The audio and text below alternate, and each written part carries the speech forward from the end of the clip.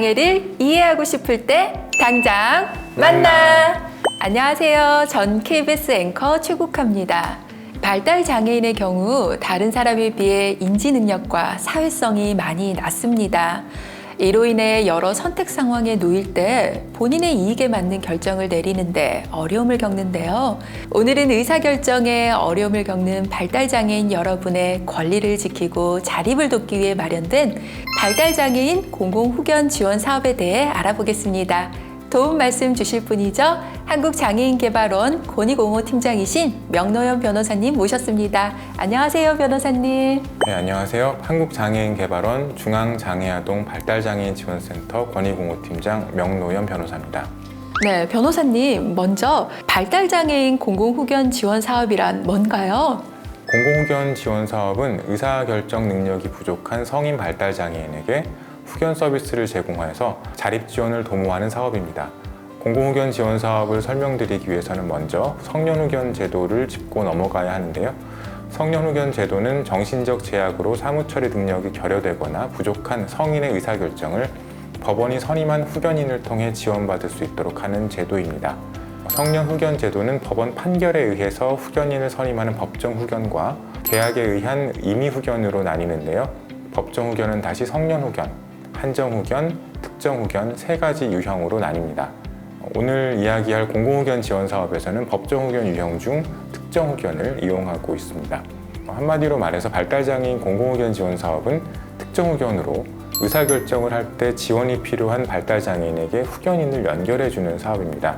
후견인이 발달장애인의 재산관리, 그리고 의료와 복지 서비스 이용 등 중요한 결정을 지원하며 자립적인 삶을 살 수 있도록 돕는 것이 목적입니다. 2015년도에 제도가 도입된 이후 정부와 지역사회가 함께 힘을 모아서 발전시켜 왔습니다. 네, 그렇군요. 이 단어가 아직은 조금은 낯설고 어렵게 느껴지는데요. 조금 더 설명해 주시겠어요? 또 발달장애인 공공후견은 다른 후견과 어떤 차이점이 있나요? 우리나라에서는 본인 스스로 의사결정을 하는데 어려움이 있는 사람들을 위해서 2013년에 개정된 민법에 따라 성년후견 제도가 시행 중입니다. 공공후견 제도의 특징은 먼저 후견인으로 선임되려면 법원의 재판이 있어야 하는데 이에 필요한 심판 절차비, 그리고 선임된 후견인에게 지급되는 후견인 활동비를 국가와 지자체 예산으로 지원한다는 점이 특징입니다. 다음으로 후견 유형에서 차이가 있습니다. 발달장애인 공공후견 지원 사업에서 제공하는 유형인 특정후견은 후견이 필요한 당사자, 즉 발달장애인의 행위 능력을 제한하지 않고 발달장애인에게 필요한 범위 안에서 후견인의 지원 및 권한 범위를 정한다는 겁니다. 후견 기간도 한정되어 있어서 다른 후견 유형보다 당사자의 자기결정권이 보장될 수 있다는 점이 특징입니다. 그리고 후견인이 선임된 후에 후견인이 활동을 감독하는 후견 감독인이 선임되는데 공공후견 지원 사업에서는 시군구가 후견 감독인으로 선임됩니다. 발달장애인 지원센터는 지난 2015년부터 공공후견 지원 사업을 통해 의사결정 능력 부족으로 어려움을 겪고 있는 이러한 성인 발달장애인이 사회생활과 법률행위 등에서 도움을 받을 수 있도록 지원하고 있습니다. 발달장애인의 의사결정을 돕고 또 지역사회 내에서 안전하게 살아갈 수 있도록 큰 도움을 주는 사업이었네요. 발달장애인 공공후견 지원 사업 대상과 신청 방법은 어떻게 될까요? 사업 대상은 의사결정에 도움이 필요한 19세 이상 등록 발달장애인입니다. 즉 지적장애인과 자폐성 장애인입니다. 발달장애인 당사자 혹은 가족, 사회복지 종사자 등이 신청할 수 있는데요. 신청은 거주하시는 곳의 읍면동 주민센터나 시군 구청에서 가능합니다. 필요한 서류는 신청서와 장애인 등록증, 가족관계 증명서 등입니다. 좀 더 자세한 내용은 발달장애인 지원센터 홈페이지인 비로소와 각 지역 발달장애인 지원센터를 통해서 확인하실 수 있습니다. 네, 거주지 읍면동 주민센터나 시군구청에서 가능하다는 거네요. 신청 이후에 공공후견인 선임까지의 절차는 어떻게 되나요? 신청서를 접수한 시군구는 장애 유형과 후견이 필요한 사유 등을 종합적으로 고려해서 대상자를 선정합니다. 이후에는 후견인 후보자를 선정해야 되는데요. 공공후견법인에서 추천한 후보자 중에서 시군구가 최종적으로 선정해서 발달장애인 지원센터로 통보하게 됩니다. 그리고 법원에 후견 심판 청구를 하게 됩니다. 후견 심판 청구 준비 과정에서 발달장애인 지원센터는 시군구로부터 받은 자료 및 당사자 및 보호자와의 상담을 통해서 당사자의 환경, 의사소통 능력, 후견이 필요한 사유 등에 대해서 충분히 파악한 후에 이를 토대로 사회조사 보고서 등 후견 심판 신청 서류를 작성합니다. 그리고 이를 기초로 발달장애인 지원센터가 최종적으로 후견 심판 청구서를 작성한 뒤에 법원에 심판 청구를 하게 됩니다. 청구인은 지방자치단체의 장 명의로 하고요. 관련 절차는 발달장애인 지원센터 소속 변호사가 대리하거나 지자체 공무원의 지원을 통해서 진행이 되게 됩니다. 후견 심판 청구가 접수가 되면 법원은 당사자와 후견인 후보자, 그리고 담당 공무원으로부터 후견 의사, 후견 필요성 등을 확인하고 청구가 적절하다 판단하게 되면 후견인을 선임하는 심판을 내립니다. 네, 이 발달장애인의 의사결정을 지원해야 하는 후견인이다 보니 그 선임을 더욱 신중히 하고 있네요. 그렇다면요, 이렇게 선임된 후견인은 어떤 역할을 맡게 되나요? 앞에서 공공후견 지원 사업 목적이 발달장애인의 자립적인 삶을 지원하기 위해서라고 말씀을 드렸는데요. 이를 위해 공공후견인은 다양한 후견 서비스를 제공할 수 있습니다. 재산을 관리하고 의료 서비스와 여러 복지 혜택을 이용할 수 있도록 돕고요.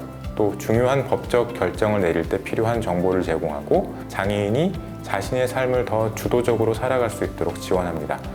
이러한 지원을 통해서 발달장애인의 신체적, 정신적, 금전적 피해를 최소화하고 피해를 구제받는 데 도움을 받을 수 있도록 합니다. 즉, 지역사회 안에서 살아가는 데 필요한 지원 체계와 의사결정을 돕는 역할을 수행하고 있습니다.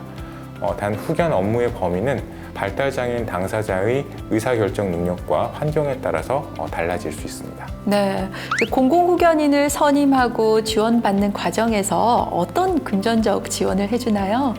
먼저 발달장애인 당사자 1인당 후견인 선임을 위한 후견 심판 청구비를 최대 50만 원 안에서 실비로 지원하고 있습니다.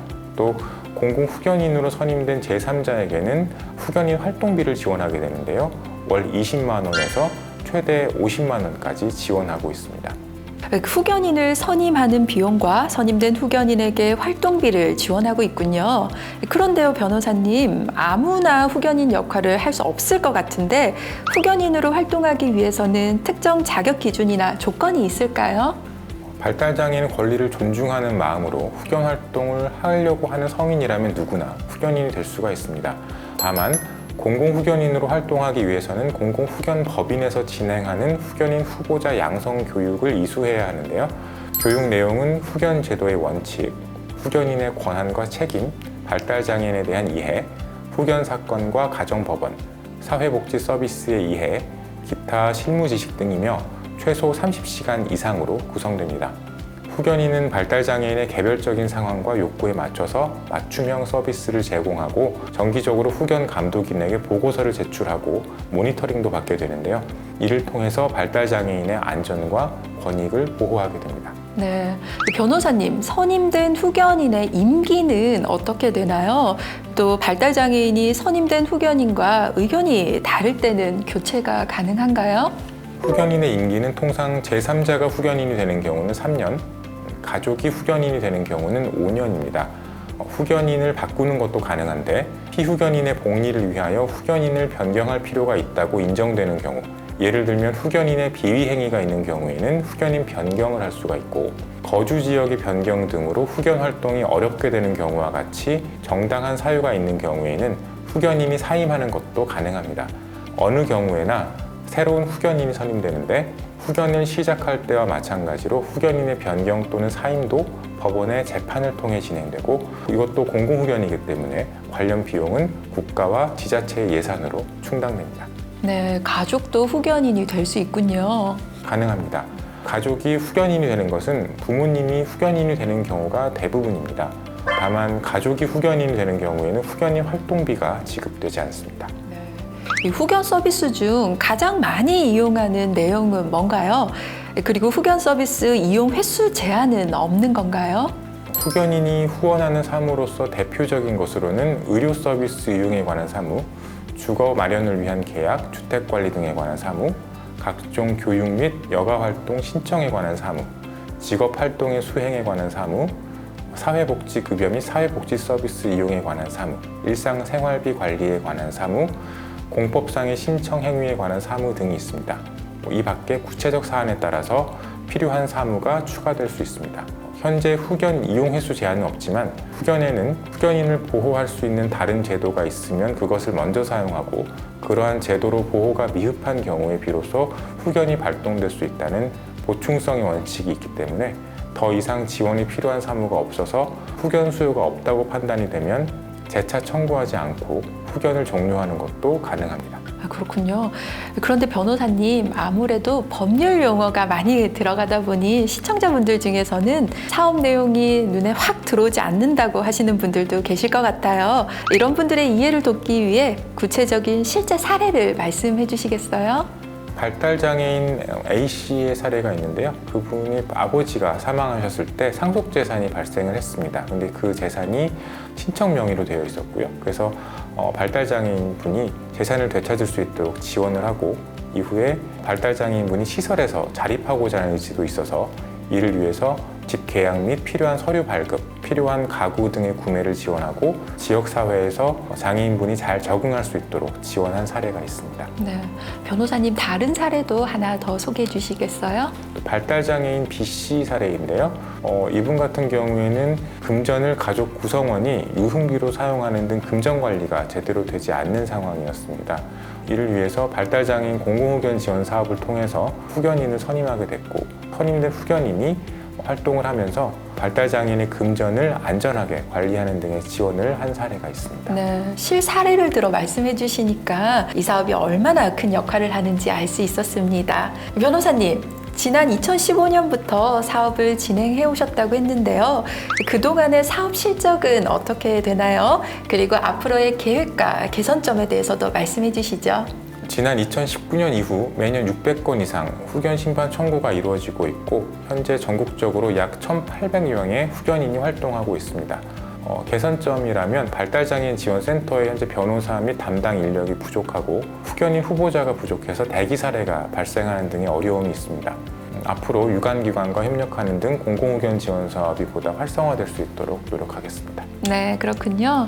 발달장애인 공공후견 지원 사업이 앞으로 더욱 활성화돼서 발달장애인과 그 가족들이 더 안정적인 생활을 했으면 좋겠습니다. 팀장님, 오늘 방송을 보고 궁금한 점이 생기면 어디로 연락하면 될까요? 거주하시는 지역의 발달장애인 지원센터로 문의하시면 되겠습니다. 네.